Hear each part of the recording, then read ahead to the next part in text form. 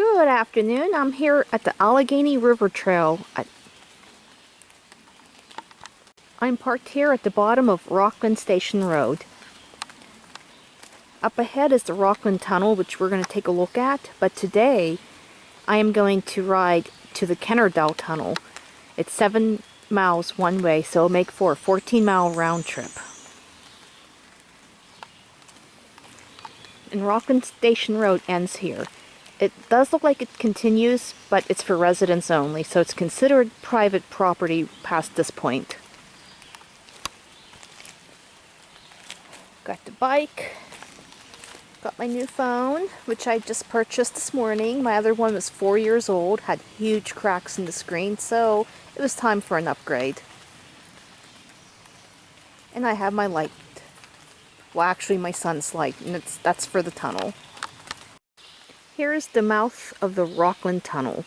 This tunnel is about 2,800 feet long.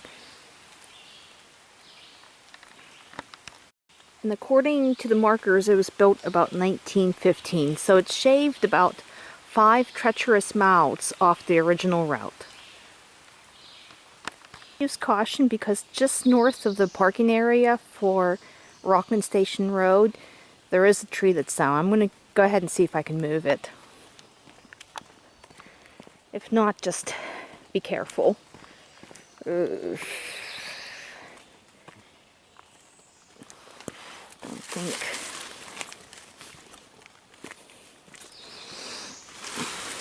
I can at least try to get this off the trail. Oh my gosh. Frog. Whew. Best I can do, so just use caution. The Allegheny River Trail is about 30 miles. It connects Franklin and Emlenton. A gap exists between Emlenton and Foxburg. Volunteers are currently working to bridge the gap.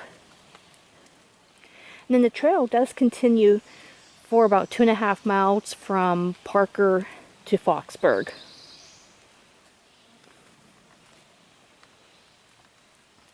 I'm looking forward to whenever the gap is complete.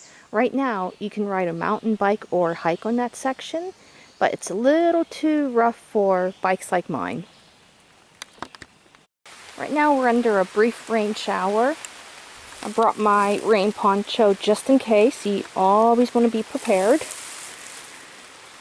And I cannot check radar because cell service is very limited.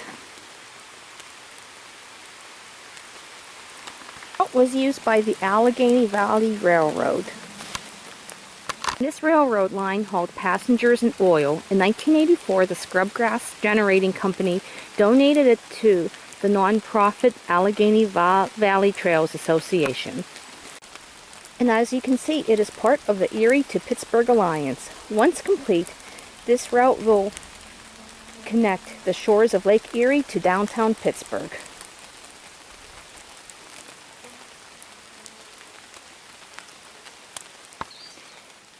I was in Florida last week and I got caught in a torrential thunderstorm. I had to take shelter and the wind was blowing the rain so hard that it was stinging the backs of my legs. Good thing I had my swimsuit on because I was drenched.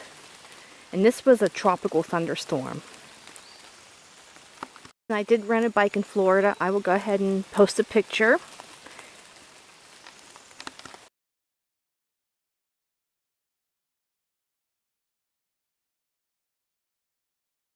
Riding in Florida is a lot different than riding on rails to trails. Even though they did have bike trails, you still had cars whizzing past you. And then you have the heat and humidity you have to contend with. Tuesday, my flight was supposed to take off at 7:05 p.m. back to Pitt. But it was delayed multiple times until they decided to cancel. So I ended up spending the night at the Orlando International Airport. And I'd be lying if I said I wasn't frustrated or stressed. But I got home safely. So I guess it was all meant to be.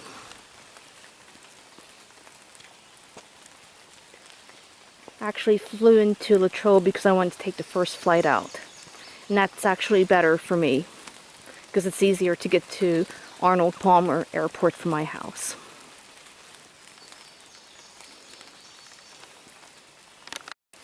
And Florida storms form quickly. Before I went for my ride, I did check radar. I didn't see anything.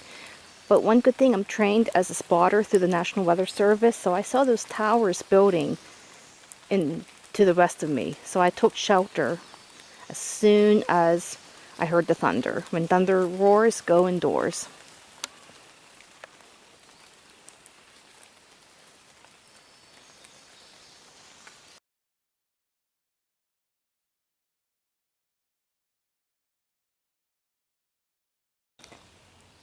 This area is mosquito haven. Anywhere you have still standing water, it's bound to breed mosquitoes. I do want to point out this trail is bumpy because the tree roots get under the asphalt and they push the surface up. So just use caution. It's almost like the washboard effect. I like the bike I rented in Florida. I had those big beach towers. That bike was nice. Here's a nice area with picnic tables. I do want to point out there are no bathrooms along the trail. And also bring your own water, because there's nowhere to get water. And I am under another rain cell. Despite all the rain we've had, the river is still very low. Oh, I do have a lot of movies of Florida storms, so check out my YouTube channel.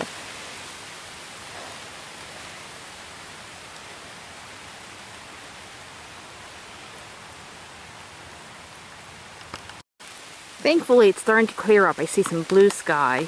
Good thing I came prepared. I used my rain poncho as a temporary shelter. Here's a nice, peaceful spot. And noise level on the trail is very quiet. You just hear the sound of water and the birds. There's also a lot of wildlife. You'll run into chipmunks, deer, turkey, squirrels, and maybe a snake. As you ride or walk, you'll see these blue blazes on the trees. The Allegheny River Trail also shares the same route the North Country Trail. And I mentioned before, the North Country Trail runs from upstate New York to North Dakota. It's about 4,000 miles. And we're very fortunate to have the North Country Trail cut through western Pennsylvania.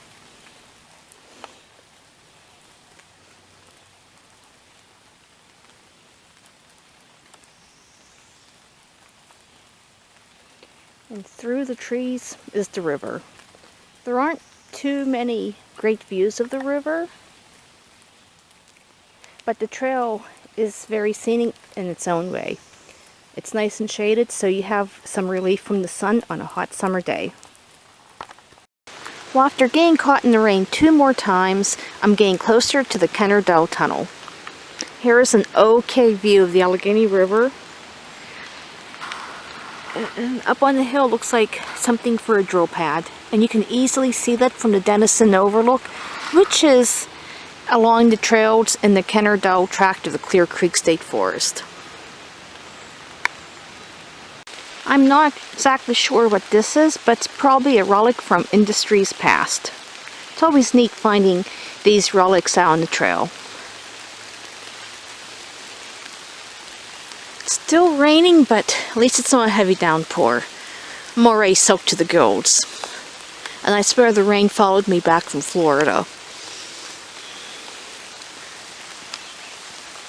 I don't know how I got the rain through TSA.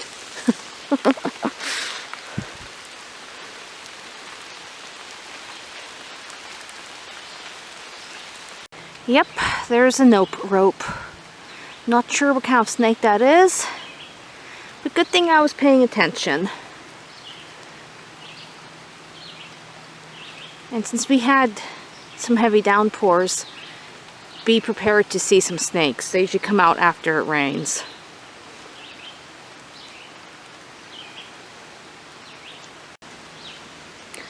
I'm not this close. Keep in mind I have my 75 to 300 millimeter telephoto lens on.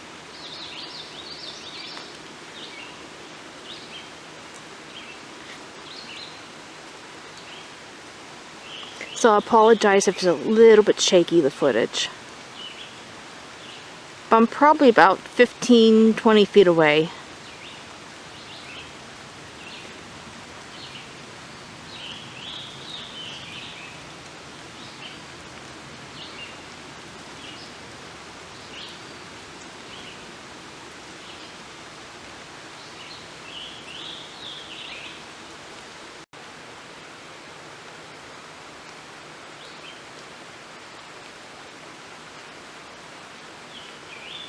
Why did the snake cross the bike trail?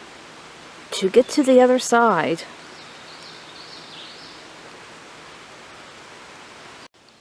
Here's a nice specimen of chicken of the woods. Some people saute it in a little bit of butter. Can make for a nice healthy snack.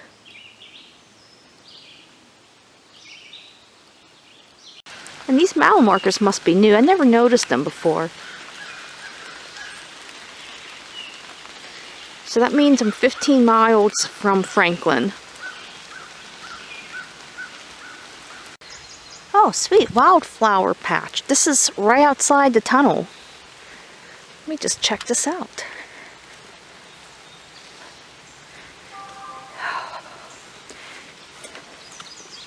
Caution, use at your own risk.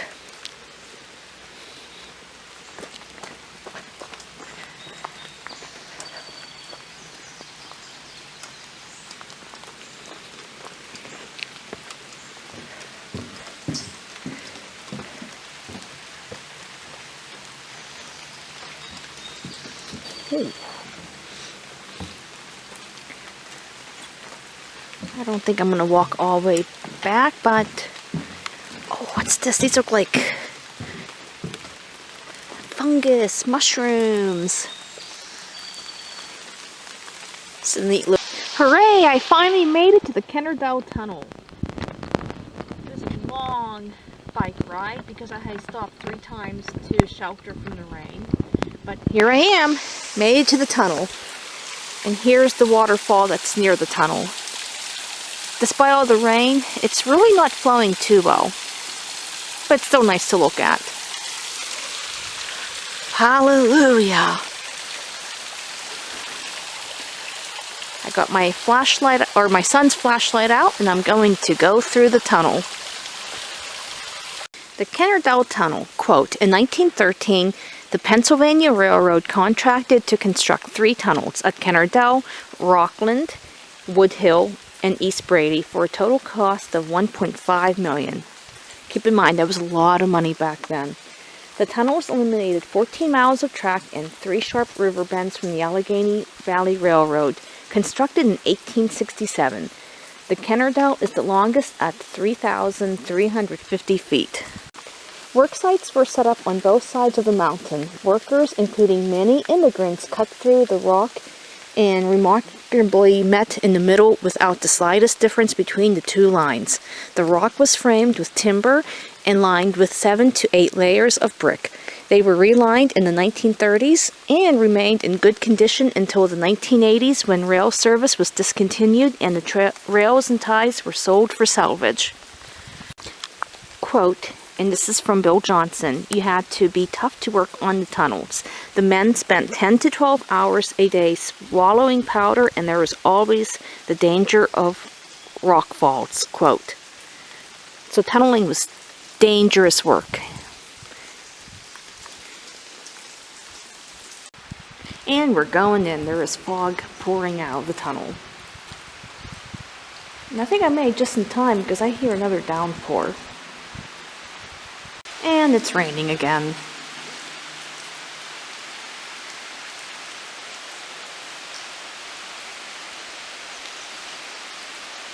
Well, I got my son's light opened and I'm ready to go. I'm going to try not to chicken out. Okay, here's one of those cutouts for the workers. They would jump in them if they heard a train coming. I could see the fog just blowing through the corridor. Looks like the portal is close, but it's really far. But with each pedal, I get closer and closer. Look at the roof. I just love the craftsmanship. They don't make them like they used to. If you look behind me, nothing but darkness, and there is a slight bend inside the middle of the tunnel. So you better make sure you have a strong light. The light on your cell phone is not going to work, and I do not recommend that you use the light because it will drain your battery. Almost at the end. Remember, there is light at the end of the tunnel. With my son's sled, I feel like Star Wars. Feels like I'm holding a lightsaber. Whew, whew, whew, whew, whew.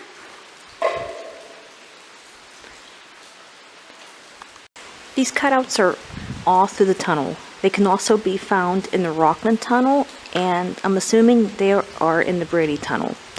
I'm patiently awaiting the opening of the Brady Tunnel. I believe it's supposed to open in 2024. Can't wait to ride through that one. Here's a look at the northern portal of the Kennerdell Tunnel. Well, I am going to head back to the car. I was going to ride a little bit more, but this rain doesn't seem to be letting up. And I'm soaked, I'm tired, and I'm hungry. So I'm going to go home, take a hot shower, and make some soup. I hope you enjoyed this video. Thank you for watching.